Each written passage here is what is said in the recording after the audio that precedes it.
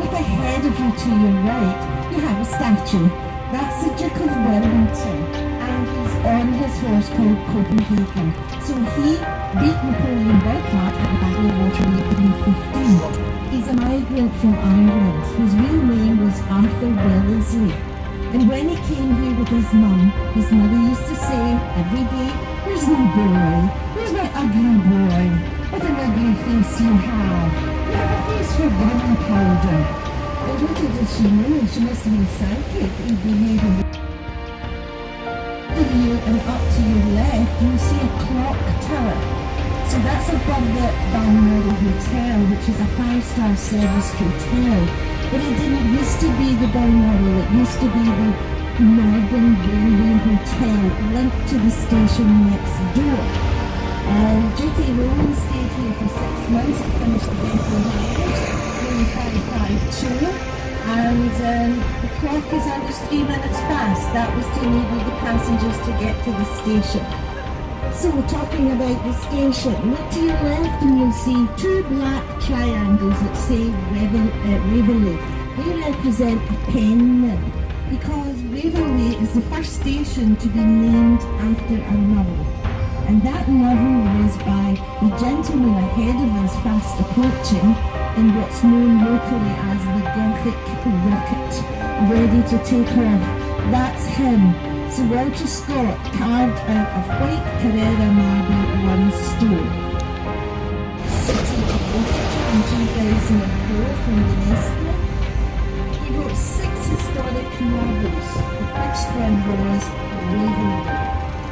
Now, in that novel, Waverley, it describes a central character coming to Edinburgh and coming to Scotland actually, and not Maria, exploring it like you are, from the lowlands, and we went right up to the highlands. Now look to your left and you see Scotland, which is where it all began, in the medieval time of the wall. That old town was puffing out smoke from the chimneys.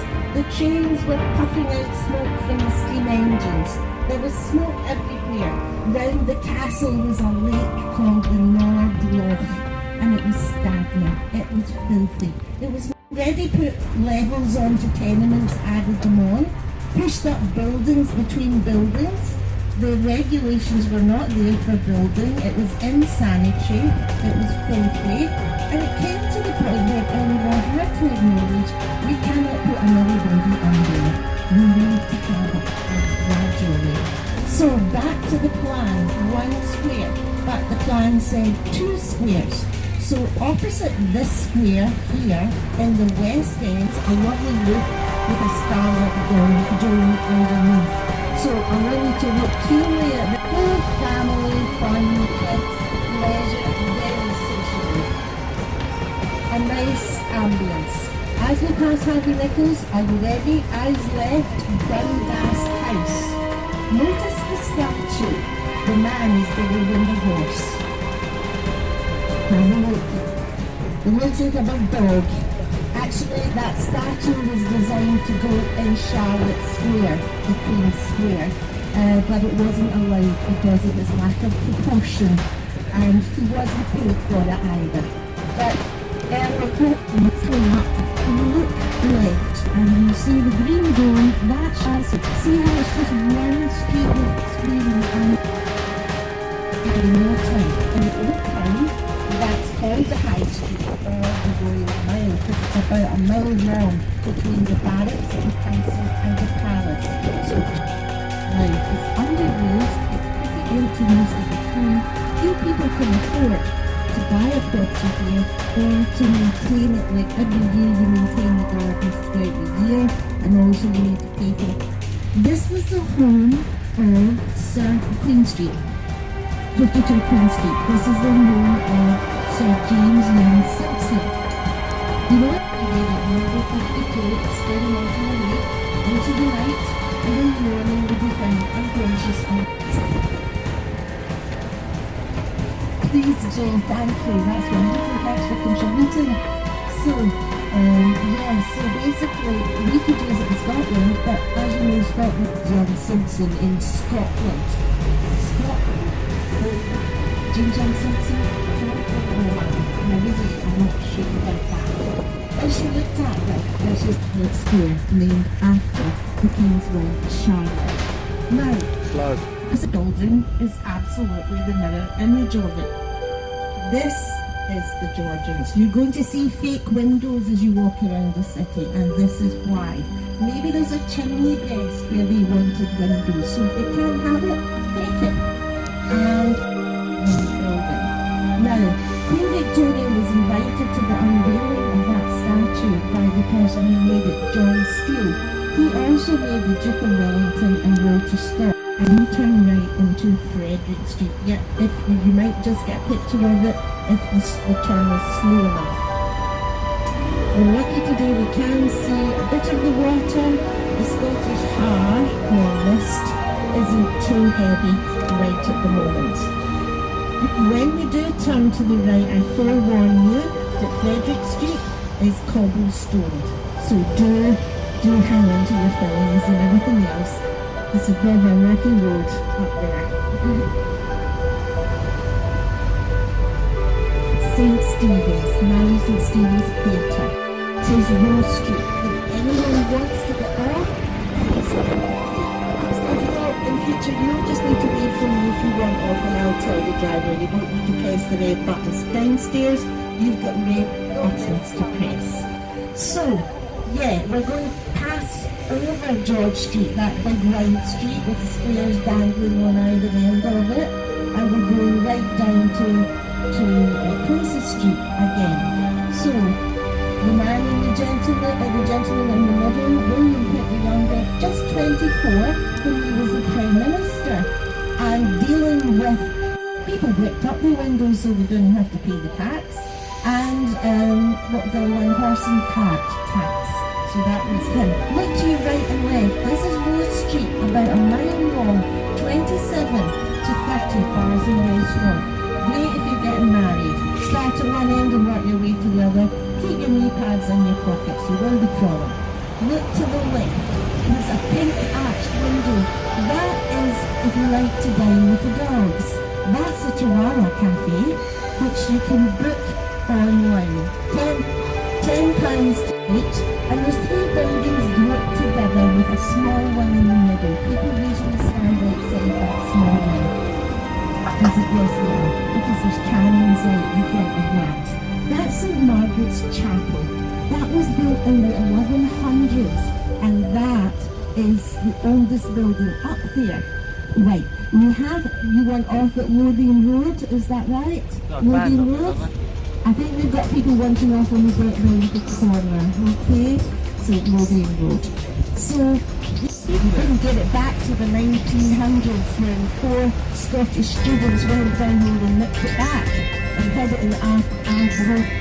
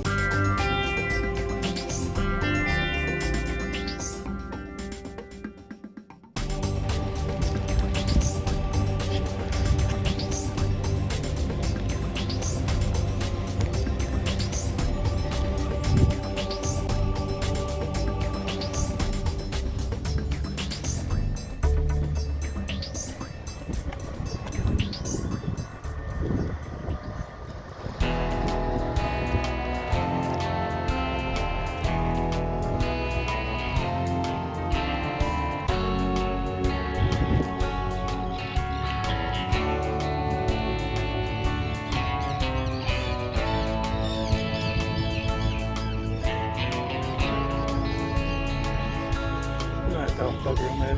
Shot.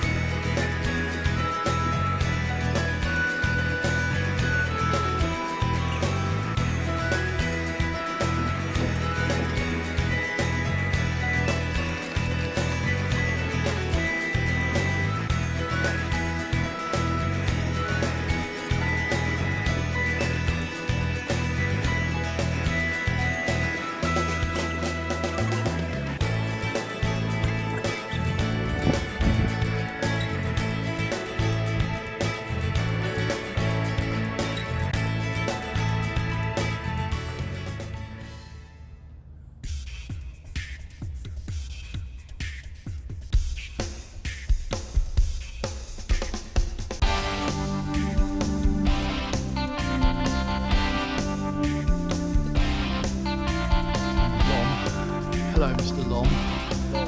Long. See you like out there.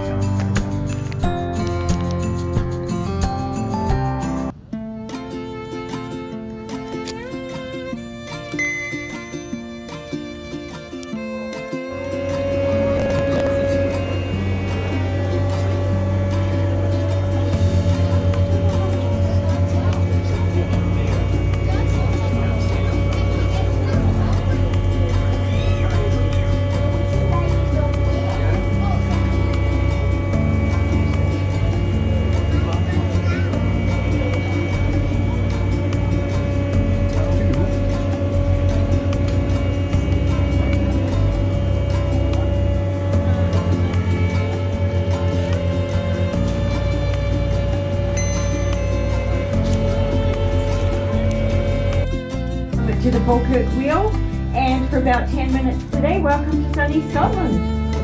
Yes, we don't get to say that all that often. So my name's Nicole, I'm your boat crew, and in the back we have our lovely skipper Jill. Give Jill a wave.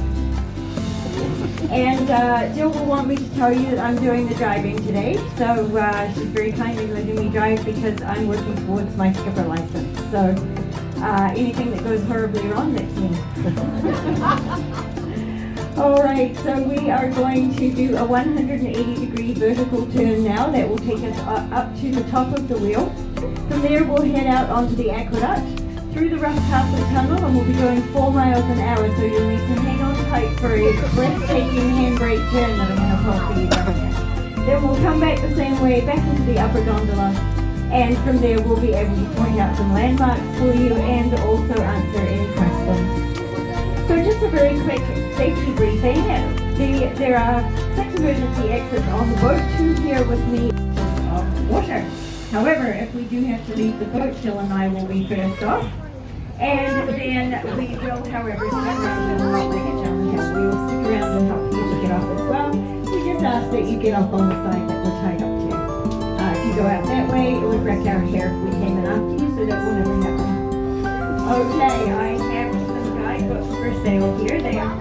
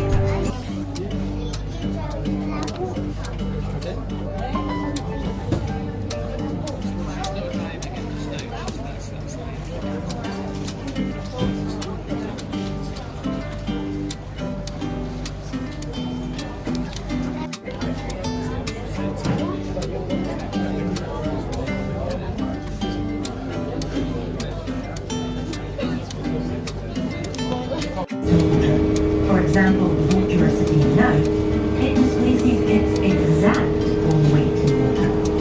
The amount of water that moves out of the way to make room for us is equal in weight to the boat itself. That might sound quite simple, but it's actually really important for the smooth operation of the Falkirk wheel. Each gondola, that's the big tub of water we just travelled up in, holds 250 tons of water. When our boat sailed in, we pushed about 60 tons of water. That is the weight of the boat and its fuel and all the people in it. Out we named that the gondola then had 190 tons of water and 60 tons of boat in it. So the contents of the gondola still weigh 250 tons. The clever part is still tipping over as you move up and down around the wheel. When the designers were putting the plans for the Falkirk wheel together, they were confident it would work on paper, but they weren't exactly sure. This is plus the ducks and its swans. It's been known for fish to swim into the gondola at the bottom and travel up to the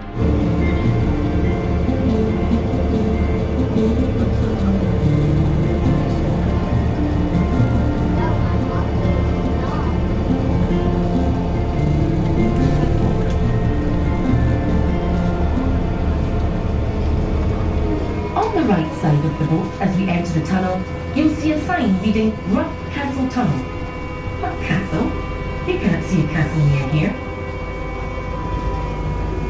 That's because we're about to travel underneath it. Well, almost. There's a Roman castle fort on the hill really quite close by. It was placed there around the year 143 AD as part of a network of military bases built by the Romans to defend the area. These forts were linked by a wall, running right the way across the width of Scotland.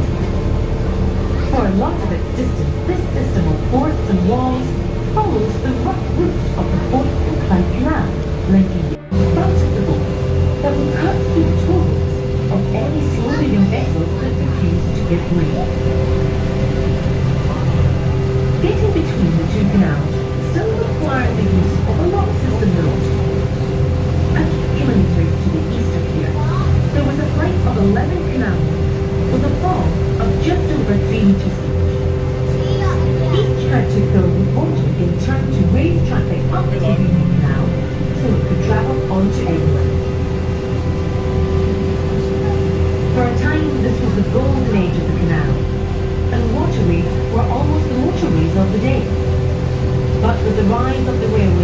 The decline of the canals was almost inevitable. The closing of range-right docks to the east of here as a security measure during the First World War heralded the start of the end, and by the 1960s the canals were left abandoned.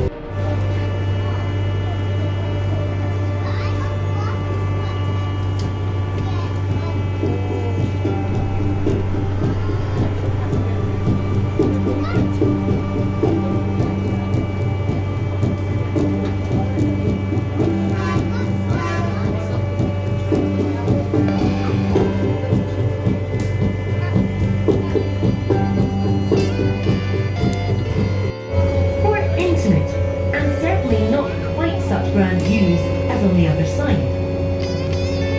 When we've turned around and gone back through the tunnel, you'll appreciate the views from there, looking out over central Scotland from a scenic vantage point. From the visitor centre, there are 2 walks of different lengths exploring this area, including the remains of the Roman fort and the Antonine Wall. This then runs as far as Edinburgh, which, if you were to sail there today, would take about 9 or 10 hours, but most people on a pleasure cruise do it over a couple of days. In fact, these locks were installed as part of the renovations to the canal system and the installation of the Falkirk Wheel. The original Union Canal ended some 2 kilometres further on from here, where the flight of 11 locks carried canal traffic.